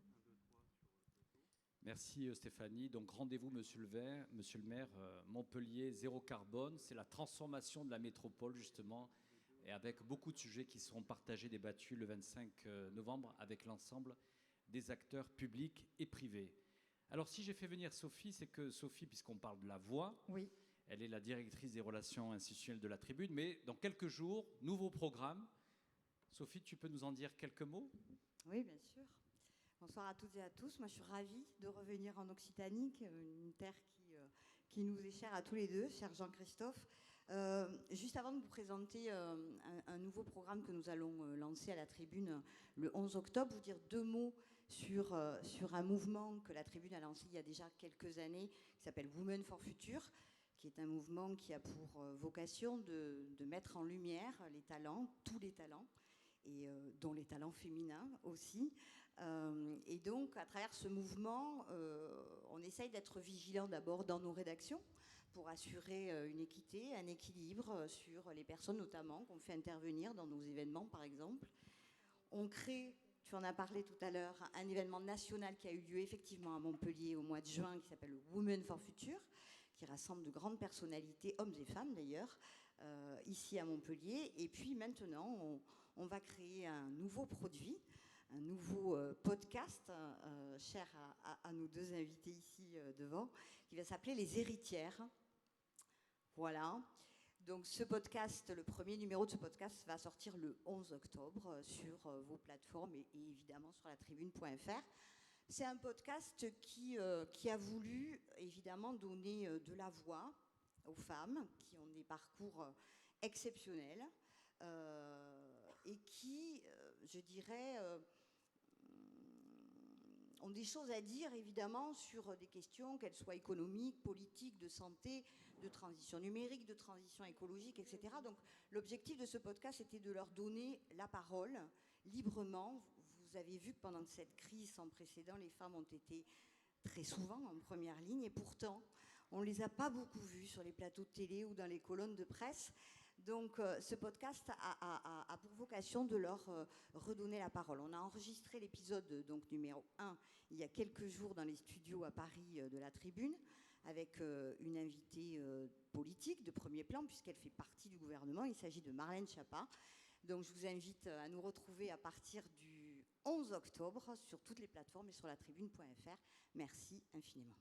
Merci Sophie. Il est temps, Jean-Christophe, de rappeler tous les lauréats, les partenaires pour la photo finish. Un petit dernier mot, il reste 30 secondes. Écoutez, simplement vous remercier à toutes et à tous. Continuez à être des surdoués dans cette région Occitanie. On reviendra encore plus souvent. Merci à vous tous. Merci à tous. Donc, merci de venir nous rejoindre, les lauréats, les partenaires, le jury aussi pour Monsieur la photo finish. Et puis, je vous souhaite une excellente fin de soirée. Et à très vite. Prenez soin de vous. Bonne soirée à tous.